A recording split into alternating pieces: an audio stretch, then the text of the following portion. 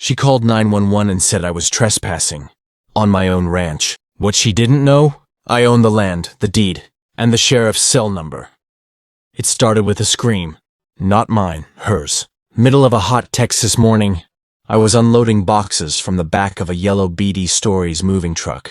Dog sitting in the shade, when I heard high heels stabbing gravel like it owed her money. "You need to stop right now!" she barked.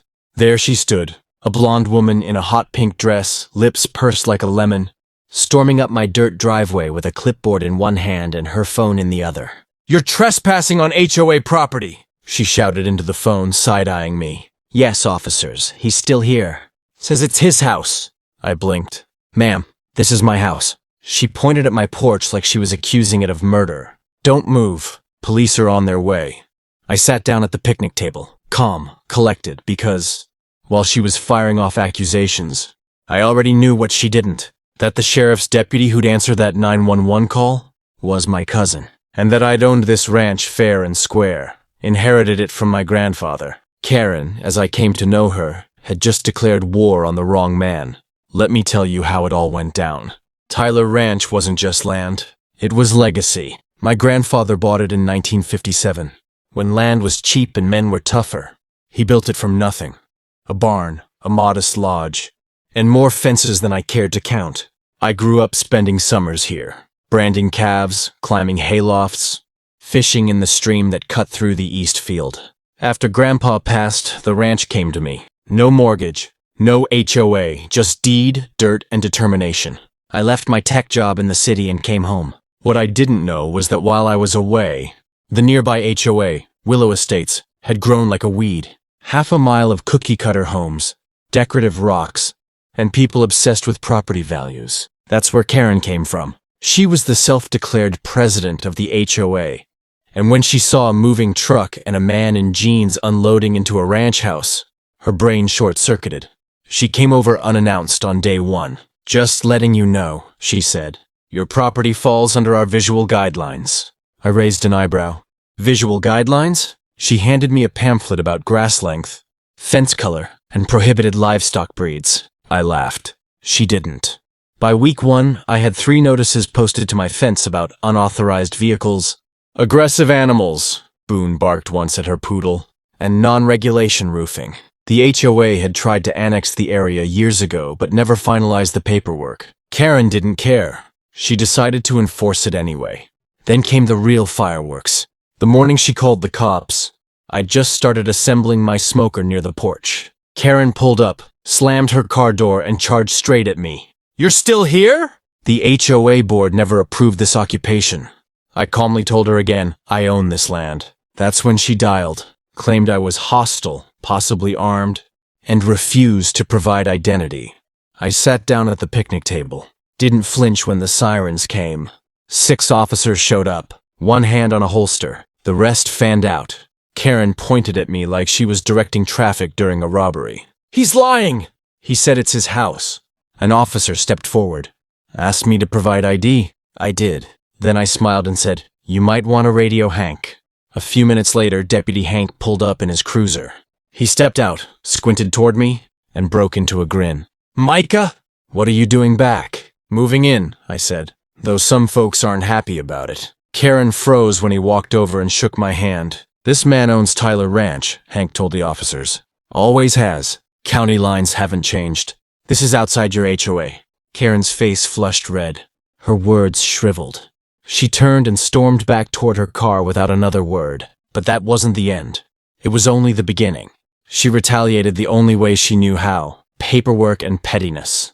I woke the next morning to find HOA violation notices zip-tied to my gate, my truck mirrors, even Boone's water bowl. She filed formal complaints with the zoning board, claiming my fencing posed a visual disruption. She reported my shed as a non-permitted dwelling. Then she escalated again.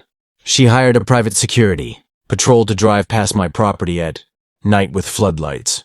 Boone barked until he lost his voice. I called the county. They confirmed the HOA had no right to monitor land outside their borders. Still, she kept coming. One afternoon, I caught her with a clipboard, standing on a crate, peering over my fence, scribbling, snapping photos. "What exactly are you doing?" I asked. Just documenting violations, she sniffed. I turned on the sprinkler. Direct hit. She shrieked and fled like a cartoon villain.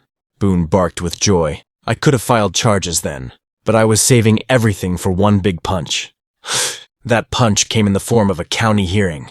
I compiled every photo, video, complaint, letter, and witness statement, including testimony from neighbors she'd harassed. Then I got a copy of HOA bylaws. Turns out, not only had she lied about annexation, she'd forged a vote result to try and force it. That's a felony. I brought it all to the next public hearing. Karen arrived smug, until the county supervisor played surveillance, footage of her trespassing, falsifying signs, and screaming into a megaphone. The room fell silent, then gasps, then laughter. Karen's smile faded as the supervisor read aloud. The Tyler Ranch lies entirely outside the jurisdiction of Willow Estates. HOA. Any enforcement action or harassment by HOA officers constitutes trespassing and civil harassment. The board removed her by vote, official. She was barred from future HOA roles, fined, and publicly reprimanded. The next morning, she was gone. Life returned to normal. Peaceful mornings. Boone sleeping in the sun, the smoker humming. No more patrols, no more bogus citations, no more pastel pink nightmares shouting across property lines. But I never forgot what she tried to do. Weaponizing authority, twisting rules, and lying through her teeth, all just to bully someone she didn't recognize. So I had a custom sign made. Welcome to Tyler Ranch. We don't do Karens here. Right beneath it, a framed printout of the county ruling, with the highlighted line, all attempted HOA claims on this land are null, void, and legally unenforceable. People started stopping by, not to cause trouble, but to thank me. Turns out I wasn't the only one she'd harassed. Neighbors who'd lived in fear of her HOA threats now felt free. One brought over a pecan pie. Another helped mend an old split-rail fence. A young couple even asked if they could take wedding photos under our oldest oak tree. I said yes, because that's what this land was always meant to be. A place where people are welcome, as long as they come with respect. So now I ask you, what would you have done if someone called the cops on you for moving into your own home? Drop a comment. I want to hear it. And if you made it to the end, comment justice served. Because sometimes, the best revenge is a peaceful porch, a loyal dog, and a deed with your name on it. And if someone ever tries to tell you that you don't belong on your own land, you sit down, smile, and let the truth do the talking.